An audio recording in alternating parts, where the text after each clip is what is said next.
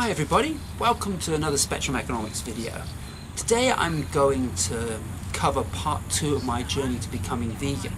So I've done part 1, hopefully you've watched that. If you haven't, you can go and look it up on my channel and probably watch it before this. The part 1 covers mostly off of my earlier years and some of my passion for aliens, and also about how I gained interest in economics. Part 2 is going to be focusing a little bit more on the vegan side of it, but that's going to come still a little bit towards the end. It's still got a little bit more in terms of the economic stuff I want to cover off. So where did I leave off? So I finished my master's thesis, so now I was looking for a job. I wanted to get into academia, but it wasn't easy in the sense you needed a PhD, and also kind of was low on money. I needed money at the time. So what I did instead was I got a job with the government and intended to work there for about 2 years and then go on to do my PhD. As I explained later, my plan deviated somewhat from that. So I got a job with the Transport and Main Roads, and I got a job there as an economist, so that seemed to work out, and I joined what was called their cost-benefit analysis team. And cost-benefit analysis is simple enough. Transport and Main Roads have transport and road projects. When I first joined, we focused on road projects, and you have to look at the benefits of these road projects. So that would be in terms of reducing the number of accidents, improving access, reducing travel times, reducing emissions, and also reducing vehicle costs like fuel consumption, tyre wear, maintenance, and things like that. And that would be compared to the costs. So what is your cost of your project? So that would be your capital costs of building the project, construction, and also the maintenance costs and operating costs. So you make a comparison between the two. And there's some other elements in there we call discounting, so reducing costs and benefits over a period of time. But that's just in short what I did as an economist there. And I worked there for quite a long time. I worked there for about, what was it now, about 8.5 to 9 years. And most of the time that was what I was doing, that was my focus, and was doing these cost-benefit analysis. And also I wrote some papers in there as well whenever I could.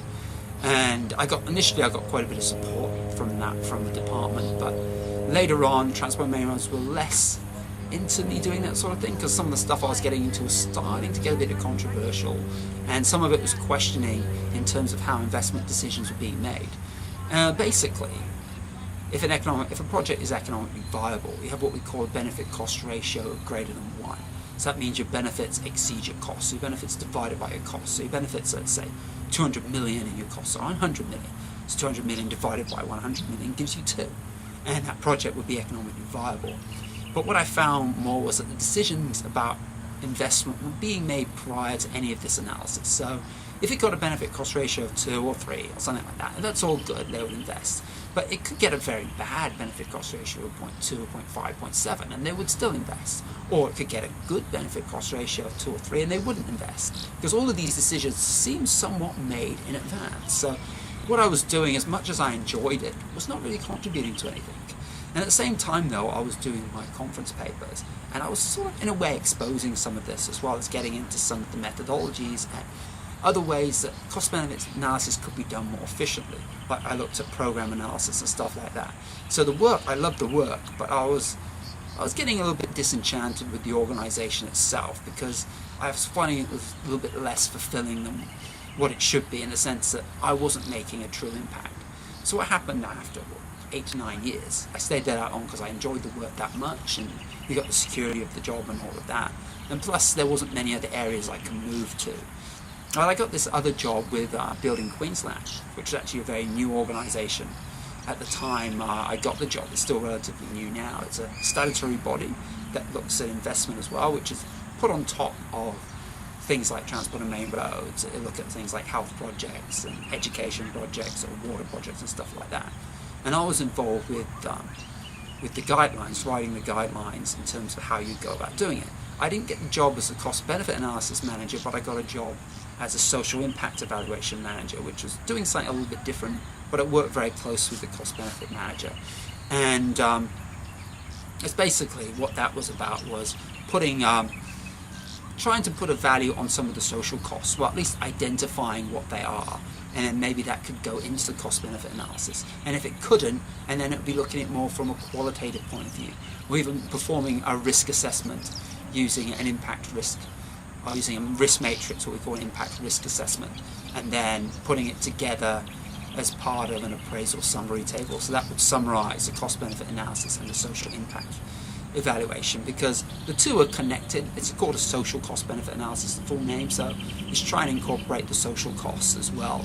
But this was an expansion on that, and mine was a much more qualitative side of things. And I enjoyed that for a while as well, and there was a great energy about building Queensland too when I got there, that these people really wanted to make a difference. But again, we encountered the same sort of problems as anything with government, and that is decisions will always seem to be being made beforehand, and it was becoming almost irrelevant. And what my cost-benefit analysis or social method was a part of what we call a business case. And the focus of the business case was more about making it look good, making it, presentation-wise, formatting, grammar, and all of that stuff, making it look very, very nice. But it wasn't about the quality of the content. And that was quite frustrating, because a lot of consultants did work and they were supposedly following our guidelines, but a lot of the time it was more of a promotional exercise. It was basically to make the project look better than it was. And these were very big projects in building Queensland. We're talking about 100 million plus. Things like Cross River Rail, if you're familiar with that, I think it's about $6 billion, so it's a very expensive project. So so it was quite frustrating. I didn't want more of that anyway, so it came to a point where I sort of decided that it was time to move on from building Queensland. But what I think pushed me a little bit in that side, because while I was working there, also is when I first became vegan, and that started, when did that start now? Actually, the journey started even before I joined building Queensland. It was actually towards the end of Transport and Main Roads, and that was when I watched a documentary called Cowspiracy.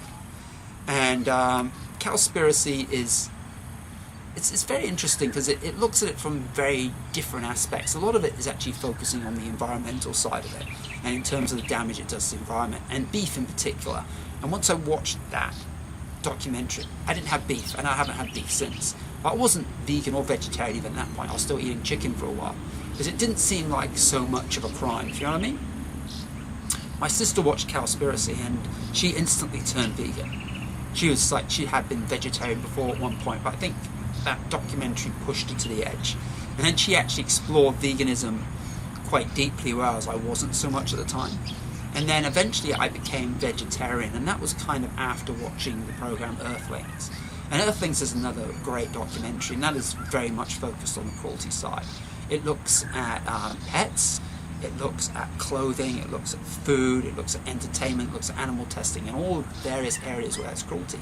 And it's quite an impact on you. For me, it was a huge impact. So I pretty much became vegetarian not long after that. And then I went on a holiday, and that was when I was at building Queensland for a few months. And I was initially scared that I wouldn't be able to go vegan, because I found out there were so many foods with dairy in it, and it was quite daunting.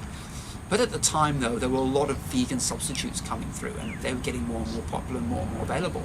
And because of my sister, it helped a lot that she was vegan, and she was bringing in vegan food, she was trying out vegan stuff, and in the end it's like, heck it, I've become vegan, and I haven't turned back since.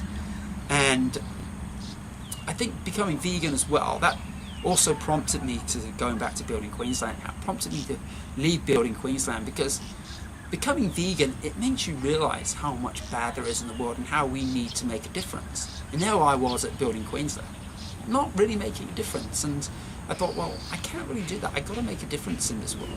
So I thought, what I'm going to do is I'm going to leave building Queensland. I'm going to start up my own consultancy. And I started up Spectrum Economics. And that is doing cost-benefit analysis was one part of that. We're also doing videos and YouTube and the education side of things as well. That wasn't intended to generate money so much, but it was more intended to lead to other things, where eventually I could actually do some other work presenting and things like that. As I mentioned in part one, I actually wanted to become a lecturer, but that never really happened. It was always very difficult with the money side of things, because you've got to literally give up work for 3 years while you're doing a PhD, or you could do a PhD part-time, and it's exceedingly difficult to do that over that period. But anyway, I sort of lose track of where I was now, but going back to the veganism and leaving building Queensland, I felt that I needed to make a difference in the world, and the YouTube videos and all that was one way to actually do that, and also to become an activist and attend vegan events. I attended my sister's launch of Veg Out. I've been wearing this t-shirt for these videos. You can see that, that's Monkey. He is the Veg Out logo. Cute little guy. and I presented what I call vegan economics, and that is just around that time I had the idea of doing vegan economics, combining veganism with economics, in the sense that you can apply it in a sense to making the world better, not just for people but for animals as well. It's like we can be more of a part of the world rather than people here, animals here. Yeah, you need to have that connect, and through kindness we can actually get that. And it's a lot of other things as well. It's not just animals and people, but it's people to people as well. People need to treat each other better, and there's so much manipulation of people in the world, so many people that are not being treated right, so many people that are being exploited, so many people that are going starving, so many people getting killed in wars, and all of that. And I think that we start with animals, because animals, in a sense, is something we can do something directly about. You can become vegan, and you can stop eating animals, you can end the cruelty if you all did that. I know ending wars and all that is a little bit more distant, and that's what makes it difficult, but if you can take that step and be vegan, it pushes you on more to do other things that can help other stuff as well. And that was part of spectrum economics, is to actually cover all spectrums of economics, not so much from the mainstream. Some of the mainstream stuff is relevant, but actually take that and apply it to the real world. And that's kind of what I wanted to do with spectrum economics. And also now with my book, hopefully I'm going to get it into a book. It's going to take a bit longer than expected. There's a lot of other stuff I have to do as well. But with vegan economics, just to explain the exploitation of animals, I think that's a key area. And also explain the cost to animals, because we talk about it in terms of the cost to humans, but having a poor quality of life is a negative for an animal. Dying much sooner than they should is a negative for them. And all of that needs to be factored in, because we should incorporate animals in our decisions as well, because we're all part of this world. So that's a key motivation to why I want to do this book. I want to do my stuff related to vegan economics, and also why I've got spectrum economics.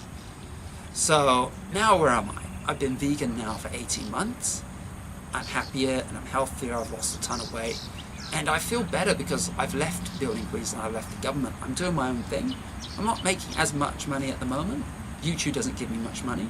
I'm doing well on what we call Steemit. Steemit is great. That is, it's another form of social media. You put in blogs and videos and photos and things like that, and people can actually pay you money using a cryptocurrency called Steem.